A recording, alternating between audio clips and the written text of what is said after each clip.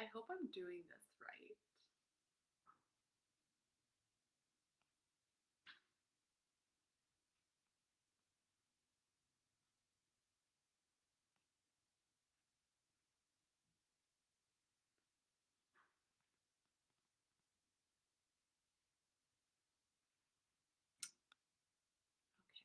Oh, yes. Awesome. So now I can see the comments, and I'll just wait a few minutes for everyone to join.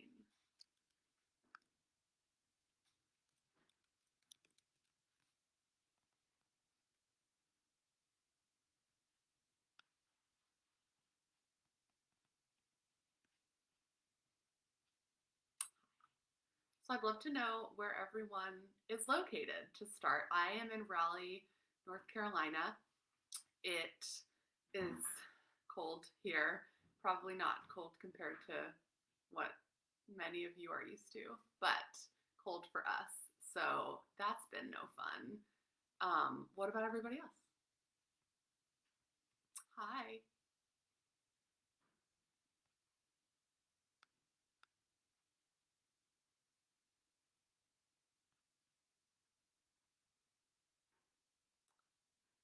No one else with a location comment, but I'll just start and I'll start telling you a little bit about me and my career. So actually started as a line cook in a restaurant. That was my first job after college.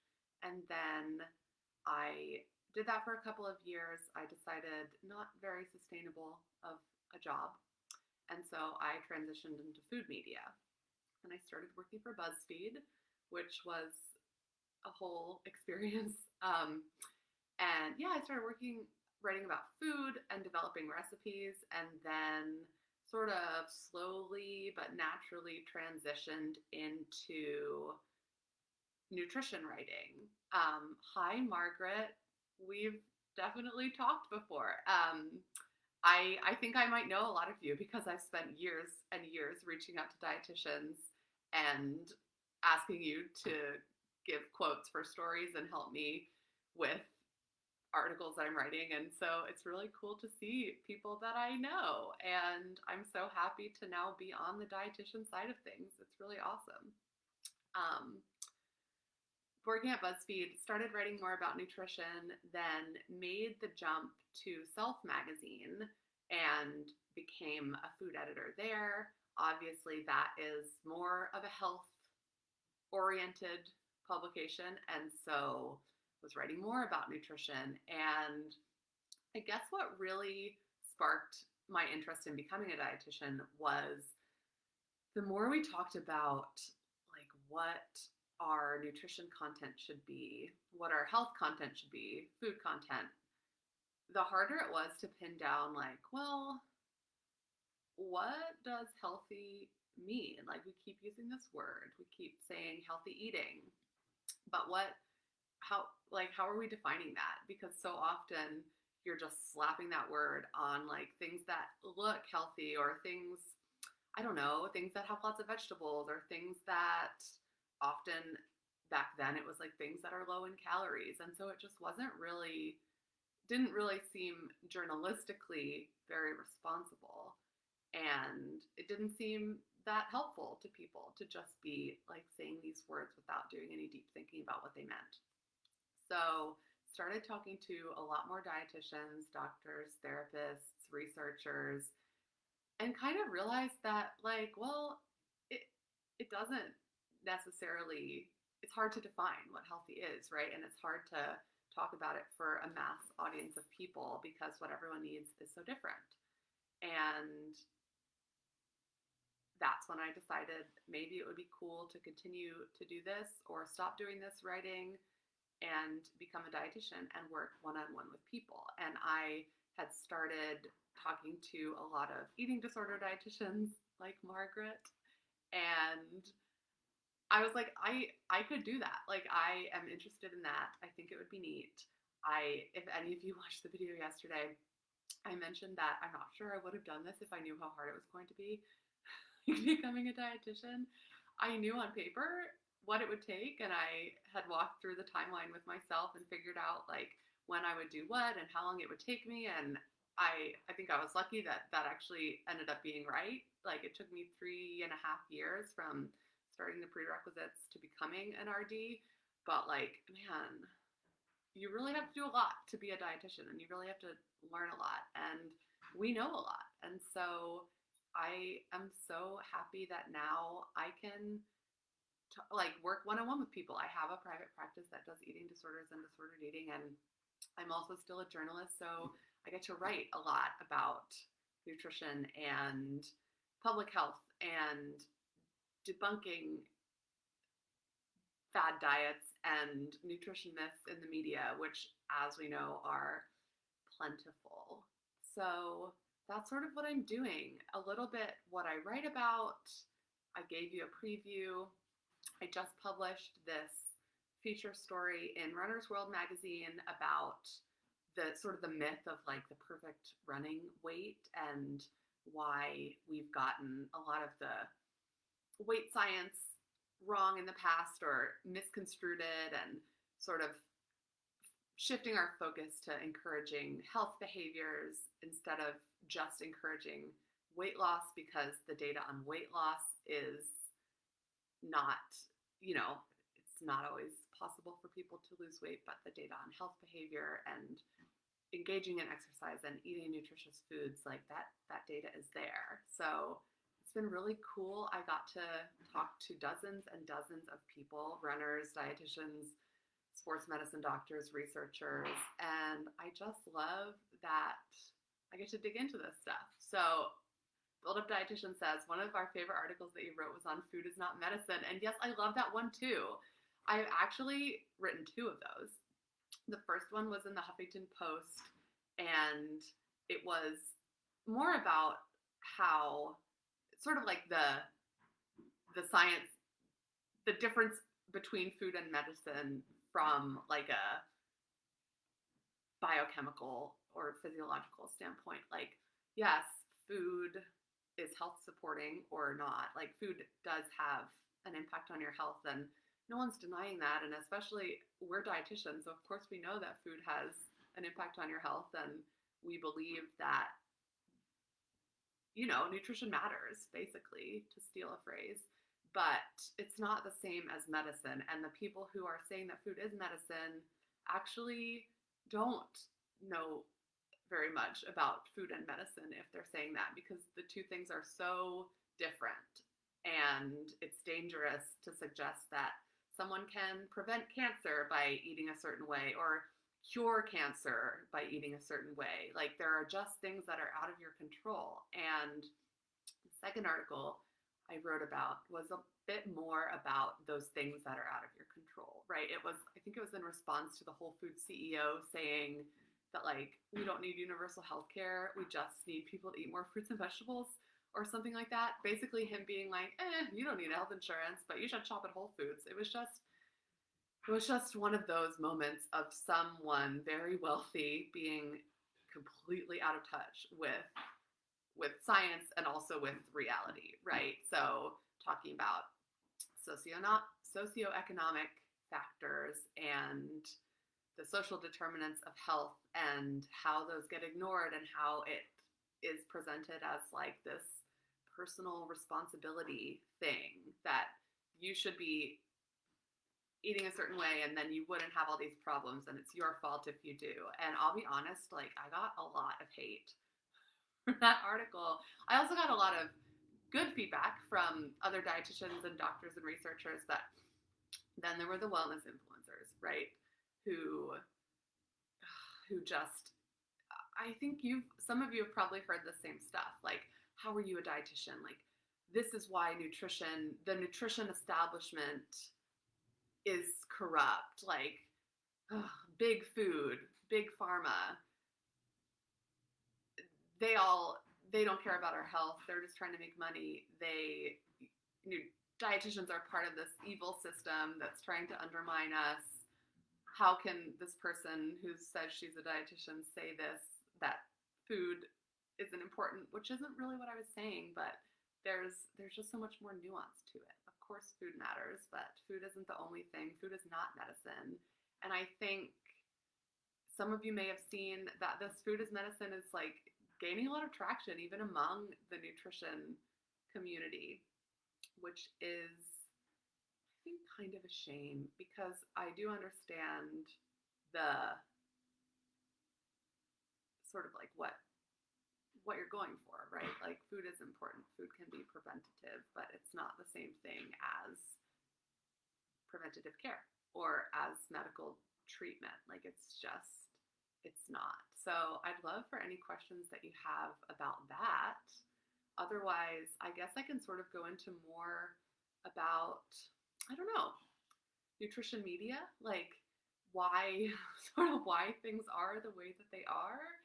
And I think RDs often struggle with media because it oversimplifies things. And I mean, at its core, it's about like making things palatable or appealing to a mainstream audience. And that's a good idea in theory, but it often sort of gets it leads to things getting misrepresented or oversimplified, and that can actually cause more harm than good. If you're, I mean, food as medicine is such a good example. If you're oversimplifying disease and making it seem like, well, all someone has to do to be healthy their whole life is eat 5 servings of fruits and vegetables a day, it's not true. And it's not helpful if it's not true. So it's another thing that I've been thinking a lot about recently, like this idea of service journalism. And influencers fall into this category too, like wanting to be of service, wanting to help people solve a problem. And of course, they've told you what the problem is, and it may or may not actually be a problem. Like things like having low energy. Well, maybe that's a problem, or maybe you're just a human being who doesn't have massive amounts of energy all the time, right? Like it's hard to distinguish between what's actually a problem and what's just a human characteristic. So this idea that everything you write about health, or every bit of content you put out about health and nutrition, should be like, you should have an answer. You should be giving people an answer. And I think that can be dangerous, because there isn't an answer to everything, and not everything can be solved by like habit changes or, yeah, like eating a certain food and expecting all your problems to go away. So I do think it's worth being critical for that reason. Do you feel like your writing, or what you like to write about, has changed while you were in school to become an RD, and now that you are an RD? Yeah, definitely. I think I didn't want to write anymore. I sort of had it with the like surface level stuff, and I was like, well, I'm going to go back to school and be a dietitian so I can just work with people one-on-one or in groups, or, whatever, but like as a provider, and never write again, because I'm sick of this. Like, I'm sick of just contributing to this constant cycle of the same old stuff. And then when I was in school, I think epidemiology classes were sort of inspiring, and that's something that I thought people might be interested in, just learning more about, like, well, why is nutrition science the way that it is? Because, yeah, there's a lot out there about how inconclusive and relatively low quality a lot of nutrition studies are, but that's for a reason, right? And it's not as easy as just being like, you can't just draw conclusions, and you also shouldn't be like, well, the whole thing is useless and we should just give up on it. Give up on nutrition science. No one knows what they're talking about. 1 minute eggs are healthy, the next minute they're not. That's, people love to use that example. So yeah, definitely. I think a lot of what I was learning in school was inspiring, and there was a study that came out about how red meat isn't bad for your, there was that big review. I cannot remember what journal it was in, but it was in the late 2019. And I was like, oh, I have way more context for this now. Like I can write about this in a more interesting way than I would have before. So definitely. And my master's was in public health nutrition. So that I think that's why the food isn't medicine stuff came up, and like why I'm more interested in things like medicalized fat phobia and weight stigma and stuff that I maybe as just a nutrition writer would not have thought were in my beat or were relevant, but they really are. So I definitely have, yeah, um, started writing about different stuff. And I am excited about continuing to learn more. And I think as working with clients, it's inspiring and it gives you a new perspective on like what people are struggling with. You all know this. What people struggle with, like what the themes are, what is very confusing, what isn't so confusing, like what are things we don't really need to tell people anymore because they already know. That's important too. Can you talk about the other side of the fence? If there are RDs who would like to write for magazines, etc., can you talk a little about pitching articles and also about the fact that authors don't write the headline? Authors don't write the headline unless, I mean, I do have to submit a headline for every article that I submit, that I write, but it does get changed because of SEO and because of clickbait is kind of the wrong word because clickbait things are things that are like a complete bait and switch, right? The article says it's about one thing and it's actually about another. So I don't know if that really to that extent happens to the things I write about, but definitely sometimes I'll see a headline and I'll be like, oh, really? That's not really what this article was about. So that if you are in that position, you can always ask for it to be put in your contract that you need to approve the headline before it goes out. However, there's a really good chance that your editor will say no. If you want to get into writing, you have to have a Twitter. And I think for a lot of dietitians, like Twitter isn't really where it's at anymore if you're a client-facing person. So if you're in a private practice or if you're working with non-professionals, like anything sort of B2C is how I would describe it, like business to customer, business to consumer. Because consumers aren't looking for professionals on Twitter. They're on Instagram. They're on Facebook. Maybe they're on TikTok. I don't know because I'm not on TikTok, but I think you know what I mean. There are a lot of dietitians now on Instagram. But editors and journalists and researchers are on Twitter. So if you want to get into that community, if you want journalists and editors to start knowing who you are, which they need to, if you want to pitch them, you need to get on Twitter. That's like my number one piece of advice, most actionable. Do it. If you don't have a Twitter account, start one. If you do have a Twitter account and you don't use it, like use it, and you don't have to post every day. I mean, it does take a while to get the hang of it. It's a different, all of the social media platforms are kind of like their own language, right? And their own tone. But start a Twitter, and if you want to start writing, identify some places that you want to start writing for and cast a really wide net. Like you're not ever going to write for all those places. No one writes for hundreds, but think of the places that you like follow those outlets on Twitter, figure out who the editors are, which you can often do by Googling like self.com masthead, The Atlantic masthead, and follow those editors and interact with them. And don't be annoying. Like, I think that you could probably sense what the line is there. Like, don't be bombarding anyone, but like respond to their tweets, like retweet things that you like, articles that are cool, give your opinions, and that's the best way for someone to get to know you and get to know how you think and what your perspectives are, what you're reading, what you're interested in.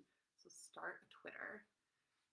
And then if you have a Twitter, if there are already people that you interact with, a good way in is to be a source for them. So offer yourself up as like, hey, say you are a diabetes educator. Like, if you're ever writing about diabetes or, other related things, I would love to be, I'm a dietitian.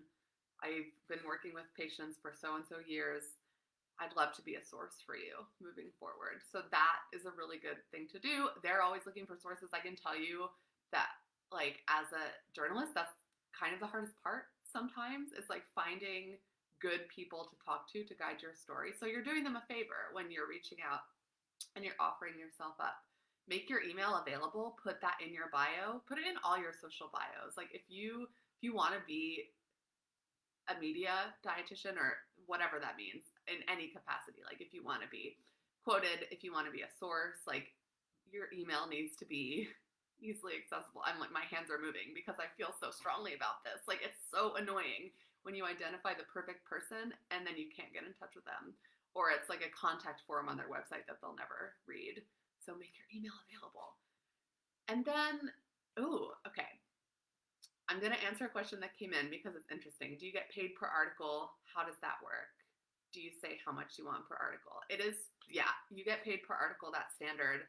I've never had like an hourly rate for journalism. I think for content marketing, which is more like writing for brands, an hourly rate or even a rate per word is more normal. But for particularly digital articles, you do get paid per article. And there's some, you asked also like if I set the rate, basically, there's some wiggle room. But generally an outlet will set the rate, and sometimes they'll publish like what they're willing to pay. Sometimes they won't, so it's a little hard to figure out. I know that self.com started publishing their normal rates, and it's like basically anywhere for something that's pretty simple, not a lot of research, not a lot of interviews. And by not a lot, I mean maybe like one interview, and maybe you're referencing like one or two studies, but maybe it's more of a general advice article. Like, that's about $300. Something more involved is like $400 or $500 and up. So that's like, I think $200 and up. That wasn't really your question, but I'll answer it anyway. Like, I probably would not write something for less than that, even if, I mean, you can get a lot more than that, but I don't know if that's helpful. And pricing is so hard because also if you're new, maybe you do want to do something just to have the clip and just to get in with the editor. But yeah, you can also think about how long it might take you and calculate an hourly rate from there. So you have some say in setting the rate, not a ton. And it might take you a while, because if you've never written something like this before, you might not be able to guess how long it'll take you, because there's some back and forth too, right? Like, you turn it in and then they send it back and you have to edit it again. And so the number of rounds that you edit is also something you can put in your contract with them. Like, if it's for this, say you're paying me X amount of money, like $500, I'll only edit it once, like only one round of edits or something like that. So there are things definitely that you can negotiate or that you can set yourself, but it is a little bit up to the editor and the outlet how much you get paid. How has the pandemic affected your ability to start a private practice? And how are my clients doing? It's been good. I've never had a private practice outside of the pandemic, so I can't really say. But I think for me, I sort of have an online presence already because I'm a journalist and because I've had an Instagram and a Twitter for a while. So a lot of my clients come to me because they've like read something that I've published on my blog, or because they've read something that I published elsewhere, or they've been subscribed to my newsletter. They found me on Google. So I do eating disorders. So most of my referrals, it's not physicians, it's therapists. A lot of therapists like knew me that way too. So sort of a great in to like have this writing portfolio and have, I think my perspective is pretty clear if you've been following my writing for a while. And so, yeah, I've been doing a mix of in-person and virtual sessions, and it's growing. It's been 3 months. I'm half full. I'm happy with that. I think, like, of course, part of me was like, I want to be full right away. I think I can do it, but like, that's ridiculous. That's not realistic. And it has been a learning experience. I get supervision. I also have some other dietitians that I know in private practice. I'm friends with a few therapists who also work with eating disorders. So yeah, I didn't really know what to expect, but it's been easier to be collaborative than I thought it would be, which is really awesome because I need help. Margaret says, I selfishly want to know more about your private practice. Well, there you go. I know that you also work for a private practice and you work in eating disorders, but yeah, a lot of my clients have eating disorders. Some of them are just more interested in intuitive eating. Like I said, like a lot of them have found me through writing or newsletter or being quoted in someone else's article. I also work really hard on SEO for my personal website because I was like, well, that's something that I know how to do. And I probably won't have the most therapist or physician referrals because I'm new. So I'm gonna like work on my online presence. And I think there's a million ways to go about it. Like you can be a dietitian with a really simple website and no posts and no SEO who just gets provider or referrals from providers, but this is another way to do it. So I'm just sort of like doing it the Christine way. I don't know, the way that like makes the most sense for my situation.